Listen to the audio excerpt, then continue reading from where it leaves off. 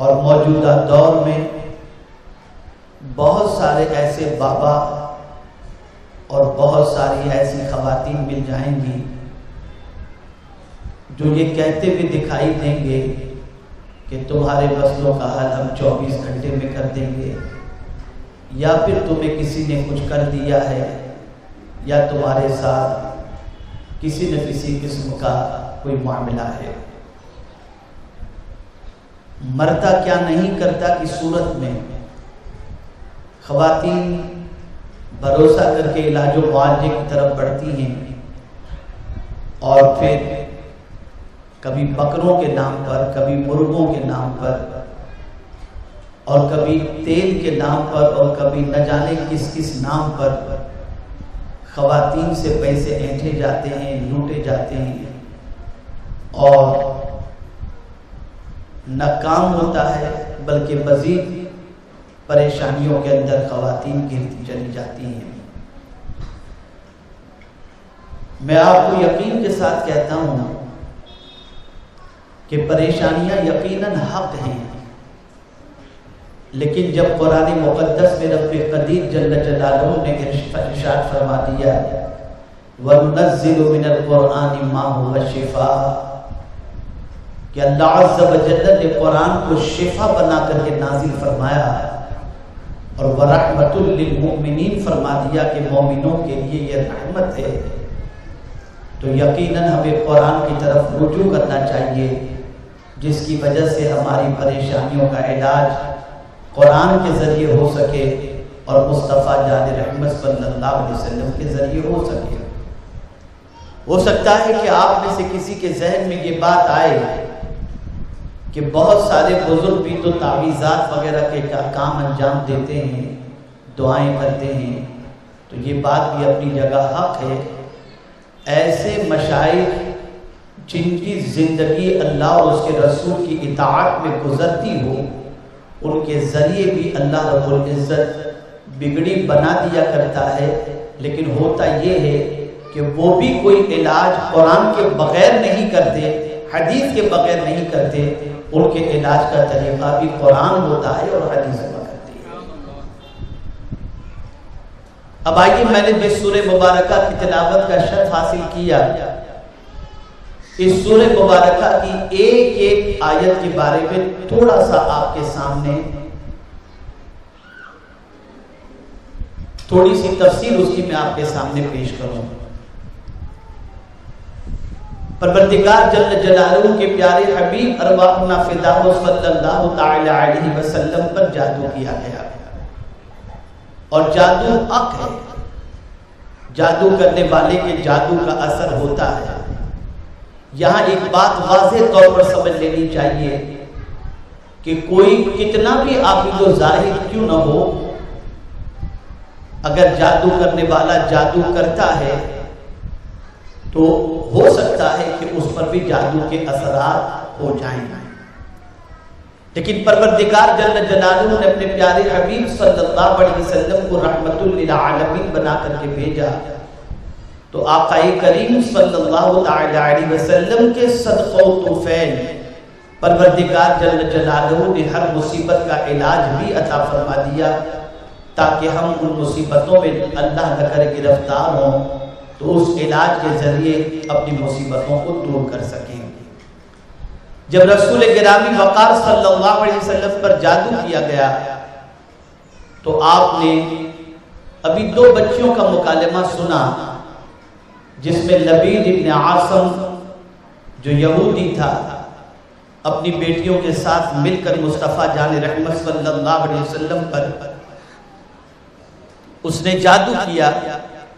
اور اس کے لیے اس نے ایک یہودی بچے کا استعمال بھی کیا تھا جو آقا کریم صلی اللہ علیہ وسلم کی خدمت میں رہا کرتا تھا، اور حضور صلی اللہ علیہ وسلم کے بال مبارک اور ساتھ ہی ساتھ آپ کی کنگھی کے دندانے کو اس نے حاصل کیا تھا، اور پھر اس کے بعد اس کے ذریعے رسول اعظم صلی اللہ علیہ وسلم پر جادو کیا گیا۔ جب جادو ہوا اس کے اثرات حضور صلی اللہ علیہ وسلم نے ظاہری طور پر اپنے وجود پر محسوس کیا۔ یاد رکھیں عام انسانوں پر کبھی جادو جب کیا جاتا ہے تو اس کے دل اور دماغ دونوں متاثر ہو سکتے ہیں، لیکن نبی کی ذات پر جادو کا اثر اگر ہوا بھی تو سرکار کا دل اور دماغ دونوں محفوظ تھے، اس پر کسی کے جادو کا اثر نہ ہوا۔ ظاہری طور پر صرف جسم پر سرکار صلی اللہ علیہ وسلم کو تھوڑی سی تکلیف محسوس ہوئی۔ اور یہاں یہ بات یاد رکھیں کہ اللہ عز و جل نے جبریل امین علیہ الصلوۃ والتسلیم کے ذریعے ایک ساتھ میں 2 سورتیں نازل فرمائیں، اور وہ دونوں سورتیں کون سی تھی؟ سورہ فلق اور سورہ ناس، اور دونوں کے اندر ملا کر 11 آیتیں ہیں۔ اور آپ نے سنا بھی کہ سرکار صلی اللہ علیہ وسلم پر جو جادو کیا گیا تھا اس میں 11 گرہیں لگائی گئی تھی۔ جیسے جیسے آیات نازل ہوتی گئیں اور اسے پڑھنا شروع کیا گیا تو ہر آیت پر ایک گرہ کھلتی چلی گئی، اور جیسے سورہ ناس مکمل ہوئی 11 کی 11 گرہیں کھل گئیں۔ یہ 11 آیتیں جادو کے علاج کے لیے سب سے مفید اور سب سے مؤثر ہیں، اور پروردگار نے اپنے محبوب کے صدقے میں اپنے محبوب کی امت کے لیے یہ عظیم تحفہ عطا فرمایا ہے۔ اب اس سورہ مبارکہ کا تھوڑا سا ترجمہ آپ سماعت فرما لیں۔ اللہ عز و جل نے اپنے محبوب صلی اللہ علیہ وسلم سے فرمایا، قل، آپ عرض کریں، اعوذ برب الفلق، میں پناہ مانگتا ہوں صبح کے رب سے۔ فلق کے معنی ہوتا ہے پھاڑنا، جب رات پھاڑی جاتی ہے اور جب صبح طلوع ہوتی ہے تو اسی کو فلق کہا جاتا ہے۔ تو پروردگار جل جلالہ نے اپنے محبوب صلی اللہ علیہ وسلم سے فرمایا کہ محبوب آپ عرض کیجئے کہ میں پناہ مانگتا ہوں صبح کے رب سے۔ ویسے تو پروردگار ساری کائنات کا، ساری مخلوق کا رب ہے، لیکن صبح کے وقت کے بارے میں پناہ مانگنے کے حوالے سے کہ صبح کے وقت کے رب سے پناہ مانگو، رب کی پناہ مانگو، اس کی وجہ سب سے بڑی یہ ہے کہ صبح کا مقام بہت عرف و عالی ہے۔ جس طریقے سے ہر پریشانی کے حوالے سے انسان پریشان ہوتا ہے سوچ کر، اسے ہمیشہ یہ سوچ لینا چاہیے کہ ہر رات کے بعد صبح طلوع ہوتی ہے، ایسے ہی ہر پریشانی کے بعد اللہ نے راحت بھی رکھی ہے۔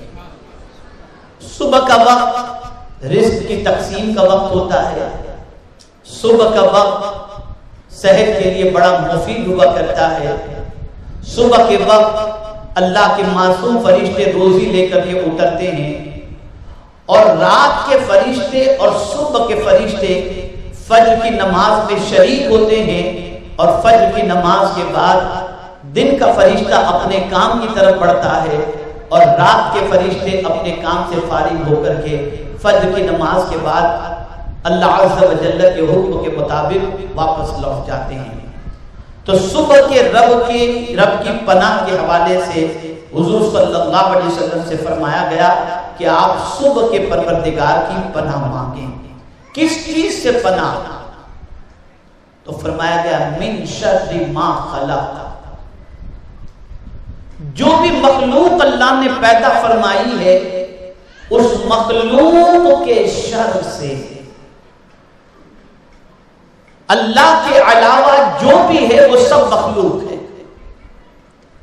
تو مخلوق کے شر سے پناہ مانگنے کے حوالے سے رب نے فرمایا۔ کبھی کبھی ایسا ہوتا ہے کہ بہت ساری مخلوق مفید بھی ہوتی ہے، لیکن کبھی وہ مفید چیز بھی مضر ہو جایا کرتی ہے، نقصان دہ ہو جاتی ہے۔ مثال کے طور پر میں آپ کو بتاؤں، پانی مخلوق کے اندر ہے، پانی نہ برسے تو انسان کہے سالی کا شکار ہو جائے، بغیر پانی کے انسان کا جینا مشکل ہو جائے۔ لیکن اگر یہی پانی اتنا برس جائے کہ جس کی وجہ سے سیلاب کی شکل اختیار کر لے، اور جس کی وجہ سے باڑھ کی شکل اختیار کر لے، اور جس کی وجہ سے گلی نالے کوچے سب بھر جائیں، تو اب یہ چیز تکلیف دہ ہو گئی. پانی نعمت ضرور ہے لیکن اگر یہ حد سے زیادہ گر جائے تو یہی نعمت زحمت بن جاتی ہے. تو پروردگار نے اپنے محبوب صلی اللہ علیہ وسلم سے فرمایا کہ مخلوق کے شر سے، یعنی جتنی بھی مخلوق اللہ نے پیدا فرمائی ہے ان ساری مخلوق کے شر سے اللہ کی پناہ مانگو. اولاد بھی اللہ کی نعمت ہے لیکن کبھی یہ اولاد اگر باقی ہو جائے تو یہی اولاد ہمارے لیے تکلیف پہنچانے والی بن جاتی ہے. دولت بہت زیادہ ضرورت کی چیز ہوتی ہے لیکن اگر یہی دولت ہمارے لیے مصیبت بن جائے کہ ہماری جان کا خطرہ ہونے لگ جائے تو یہی دولت ہمارے لیے تکلیف دہ ہو جاتی ہے. تو پناہ مانگنی ہے اللہ عز و جل کی، لیکن کس چیز سے؟ مخلوق کے شر سے. اسی لیے رسول اعظم صلی اللہ علیہ وسلم کی بارگاہ کے اندر جب کوئی پریشان حال آتا کہ فلاں مجھے ستا رہا ہے، فلاں مجھے تکلیف پہنچا رہا ہے یا فلاں تکلیف کے اندر میں گرفتار ہوں، تو میرے آقا صلی اللہ علیہ وسلم انہیں سورہ فلق و سورہ ناس پڑھنے کی تعلیم دیتے جس کی وجہ سے اللہ انہیں ہر تکلیف سے نجات عطا فرما دیا کرتا. تو سورہ فلق و سورہ ناس صرف جادو کی پریشانیوں کا حل نہیں بلکہ ہر پریشانی کا حل ہے، لیکن خاص طور پر جادو سے پریشانی کا حل اللہ نے اس میں رکھا ہے. آگے فرمایا گیا وَمِن شَرِّ غَاسِقٍ إِذَا وَقَبَ، اور اندھیری کے ڈر سے جب وہ ڈوبے. اس کے متعلق فرمایا گیا ام المؤمنین حضرت عائشہ صدیقہ رضی اللہ تعالی عنہ نے آقا کریم صلی اللہ علیہ وسلم سے جب اس کے بارے میں دریافت فرمایا تو رسول اعظم صلی اللہ علیہ وسلم نے فرمایا جب چاند کی آخری تاریخیں ہوتی ہیں اور چاند جب اپنے آخری دور سے گزرتا ہے اس وقت ایسا ہوتا ہے کہ جادو کرنے والیاں یا جادو کرنے والے اسی وقت جو ہے وہ جادو کیا کرتے ہیں. اس لیے اللہ کی بارگاہ میں ان راتوں سے پناہ مانگو جو تاریک راتیں ہیں. یاد رکھیں میرے پیارے آقا صلی اللہ علیہ وسلم کے پیارے دیوانوں اور خواتین اسلام، زیادہ تر جادو کا اثر چاند کے مہینے کے اعتبار سے چاند کی آخری جو تاریخیں ہوتی ہیں جس میں رات ایک دم گہری ہوتی ہے، ایک دم تاریک ہوتی ہے، اسی وقت جادو کرنے والے جادو کرتے ہیں اور اس کے اثرات جس پر جادو کیا جائے اس پر زیادہ ہوا کرتے ہیں. تو اللہ عز و جل کے پیارے حبیب صلی اللہ علیہ وسلم کے ذریعے اس وقت کی بھی اور اس ساعت کے حوالے سے اور اس رات کے حوالے سے بھی پناہ مانگنے کا رب قدیر جل جلالہ نے حکم عطا فرمایا اور حضور صلی اللہ علیہ وسلم پر یہ آیہ کریمہ نازل فرمائی. پھر آگے فرمایا وَمِن شَرِّ النَّفَّاثَاتِ فِي الْعُقَدِ، اور ان عورتوں کے شر سے اللہ کی پناہ مانگو جو گرہیں ڈالتی ہیں. سوال یہ پیدا ہوتا ہے کہ کیا جادو مرد کرتے ہیں یا عورت؟ تو یہ آیہ کریمہ بتاتی ہے کہ زیادہ تر جادو کرنے والی خواتین ہوتی ہیں، زیادہ تر. اور جادو کا ایک طریقہ یہ ہوتا ہے کہ وہ گرہیں لگاتی ہیں، دھاگوں میں گرہیں لگاتی ہیں، کسی اور چیز میں گرہیں لگاتی ہیں. تو سرکار صلی اللہ علیہ وسلم سے فرمایا گیا ان عورتوں کے شر سے پناہ مانگو جو گرہ لگاتی ہیں. تو اے خواتین اسلام اس بات کو اچھی طریقے سے ذہن میں رکھیں کہ پروردگار جل جلالہ کے پیارے حبیب صلی اللہ علیہ وسلم کے ذریعے ایسی خواتین کے شر سے پناہ مانگنے کا رب نے حکم عطا فرمایا اور پروردگار جل جلالہ ایسی عورتوں کے شر سے پوری دنیا کے انسانوں کو اور خاص طور پر مسلمانوں کو اپنی پناہ عطا فرمائے. اب جو آخری بات ہے اسے بھی سمجھنا بہت ضروری ہے. اور میں یہ سمجھتا ہوں کہ بہت ساری مسلم عورتیں جادو کرنے کرانے سے تو بچتی ہیں، لیکن آخری بات جو حضور صلی اللہ علیہ وسلم پر قرآن مقدس میں اللہ عز و جل نے نازل فرمائی، اس میں ہماری قوم کی 90% عورتیں کم از کم میں کہہ سکتا ہوں کہ گرفتار ہیں۔ اور وہ کون سی چیز ہے جو قرآن کہتا ہے وَمِن شَرِّ حَاسِدٍ اِذَا حَسَدَ۔ اور اے میرے محبوب صلی اللہ علیہ وسلم اللہ کی پناہ مانگو، جب شر کرنے والے شر کریں تو ان کے شر، ان کے حسد کریں تو ان کے حسد سے جب وہ حسد کریں اللہ کی پناہ مانگو۔ یاد رکھیں جیلسی ایسی بیماری ہے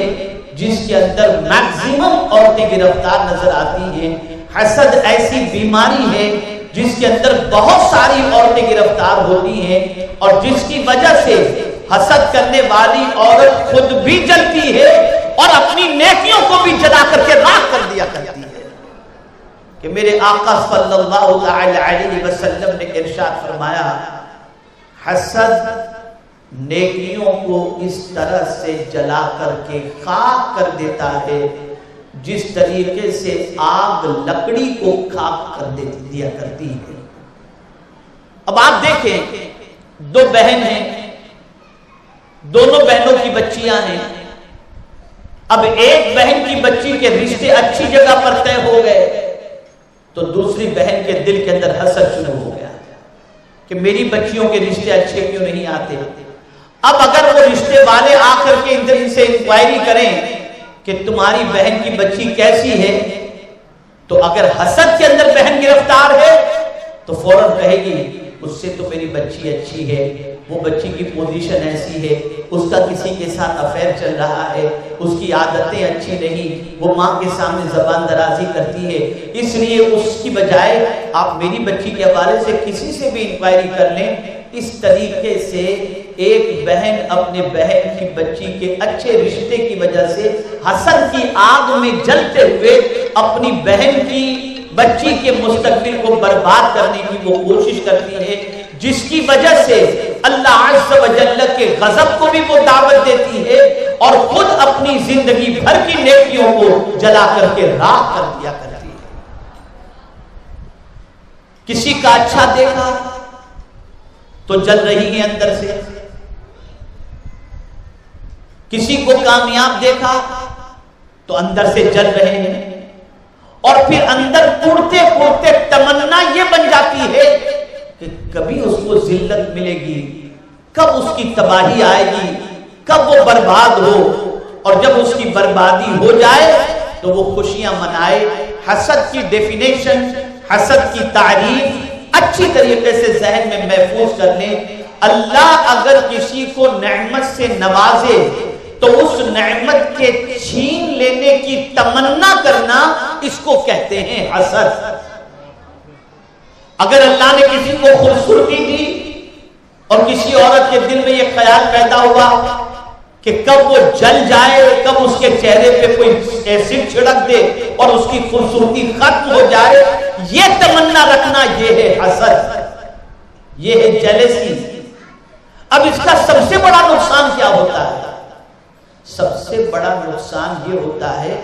کہ حسد کرنے والے چاہے مرد ہو یا عورت، وہ اللہ عز و جل سے دشمنی کر رہا ہے،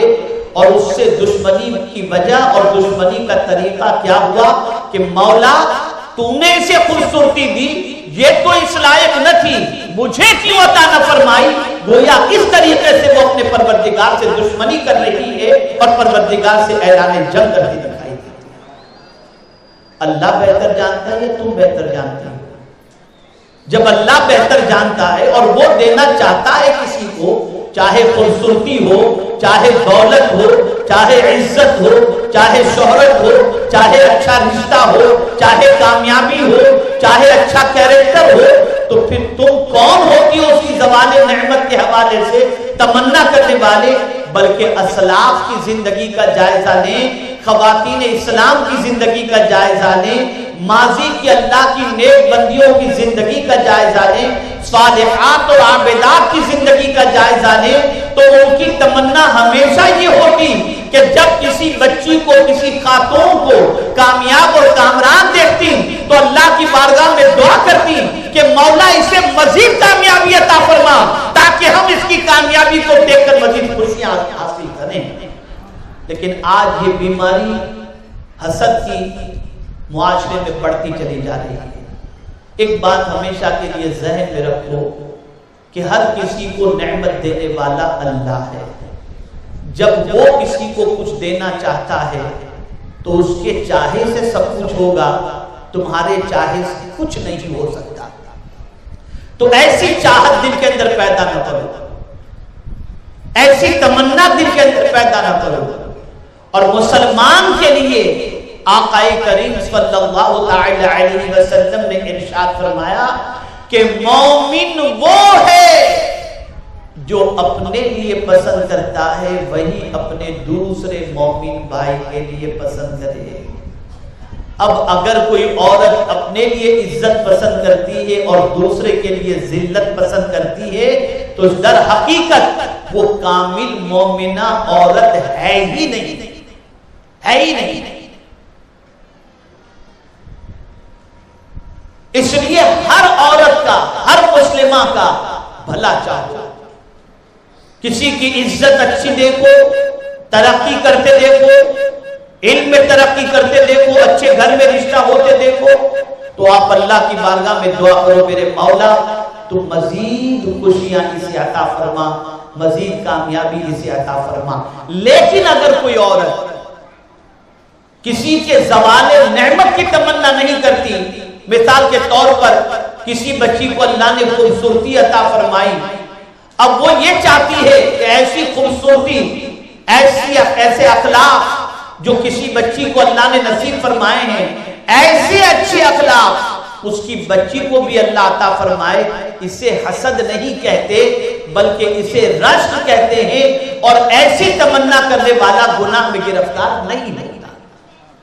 تو یہ نہ کہا جائے کہ تمنا بھی نہ کی جائے، نہیں، کسی کامیاب بچی کو دیکھ کر اپنی بچی کی کامیابی کی تمنا کرنا کہ کاش اللہ میری بچی کو بھی ایسی کامیابی عطا فرمائے، کاش میری بچی کو اللہ ایسے اچھے اخلاق عطا فرمائے، کاش اللہ میری بچی کو ایسی اچھی سیرت عطا فرمائے، کاش اللہ عز و جل میری بچی کو ایسی خوبصورتی عطا فرمائے، کاش میری بچی کو اللہ تعالیٰ ایسا بہتر رشتہ عطا فرمائے۔ اس طریقے کی تمنا کرنا یہ حسد نہیں ہے۔ حسد یہ ہے کہ یہ تمنا کرنا کہ مولا اس کو نصیب نہ ہو اور اس کے پاس سے یہ ساری نعمتیں چلی جائیں، یہ حسد ہے۔ اور حسد کرنے والا خود جلتا ہے اور اپنی نیکیوں کو جلا کر کے راہ کر دیا کرتا ہے۔ اس لیے اللہ رب العزت جل جلالہ کی بارگاہ کے اندر ہمیشہ اس چیز کا خیال رکھنا چاہیے کہ حسد جیسی بیماری سے بچ کر اللہ کی رضا حاصل کرنی چاہیے۔ اور یہ بات یاد رکھیں کہ اللہ نہ کرے، صدبار نہ کرے، کسی عورت پر یا کسی گھر کے فرد پر کسی نے جادو کر دیا ہے، ایسا احساس اگر ہو تو سورہ فلق اور سورہ ناس یہ پڑھ کر کے دم کر دیا جائے۔ اور یہ بھی ذہن میں رہے کہ اللہ نہ کرے کسی کو ڈر ہو کہ میرے گھر پر یا میرے بچوں پر کوئی جادو کر دے گا، تو فرمایا گیا کہ اس سورہ مبارکہ کو جو تلاوت کرے گا اور اس پر کوئی جادو کرنے والا اگر ہوگا بھی تو اللہ تعالیٰ جادو سے پڑھنے والے کی حفاظت کرے گا، اور جو جادو کرنے والا ہے پلٹ کر کے جادو اسی کی طرف چلا جائے گا اور وہ برباد اور پریشان ہو جائے گا۔ اس لیے یہ سورہ مبارکہ کا ورد ہر خاتون اپنے بچوں پر اپنی زندگی میں اس کو شامل رکھیں، اور رات کو سونے سے پہلے چاروں قل کی تلاوت کر لیا کریں۔ انشاءاللہ العظیم اس کی وجہ سے جادو اور مخلوق کی شرارت، یہ بھی یاد رکھیں، ساری مخلوق کی شرارت سے اللہ رب العزت جل جلالہ اس کی حفاظت فرمائے گا، اور مخلوق کے اندر شیطان بھی شامل ہے۔ اسی لیے میرے آقا صلی اللہ علیہ وسلم نے ارشاد فرمایا کہ رات کو سونے سے پہلے اپنے بستر کو جھاڑ لیا کرو، اس لیے کہ رات کو بستر پر شیطان کچھ ایسی چیزیں ڈال دیا کرتا ہے جس کی وجہ سے میاں بیوی میں جھگڑا ہو جائے۔ اس لیے سونے سے پہلے 3 مرتبہ بستر جھاڑ لیا کرو، وضو کر کے سویا کرو، اور اس کے بعد چیت لیٹ کر چاروں کل کی تلاوت کر کے اپنے بدن پر دم کر لیا کرو۔ اللہ رب العزت جل جلالہ اس کی وجہ سے آپ سب کی حفاظت فرمائے گا۔ اور اسی لیے الحمدللہ میں نے ایک کتاب ترتیب دی ہے جس کا نام ہے نوری اوراد و وظائف۔ یہ کتاب قرآن و احادیث کے اندر جتنی آیات اور احادیث مختلف پریشانیوں کے حل کے لیے ہے اس کی ترتیب دی گئی ہے، اور آقا کریم صلی اللہ علیہ وسلم نے مختلف مواقع پر جو تعلیمات دعا کی اور آیات کی دی ہے یہ اس میں جمع کی گئی ہے، تاکہ اسے پڑھنے کے بعد آدمی اپنی پریشانیوں سے نجات حاصل کر سکے۔ اس کتاب کو بھی آپ جب چاہیں تب مبلغات سے حاصل کر سکتی ہیں، اور آج کے بعد اس چیز کا خاص طور پر خیال رکھیں کہ جیلسی، حسد، یہ بیماری سے اپنے آپ کو بچائیں، اس سے آپ کا بھلا ہوگا، اور آپ اس بیماری سے اگر بچ گئے تو آپ اگر کسی مسلمان کا بھلا چاہیں گے تو اس کے صدقے میں اللہ آپ کا بھی بھلا فرما دے گا۔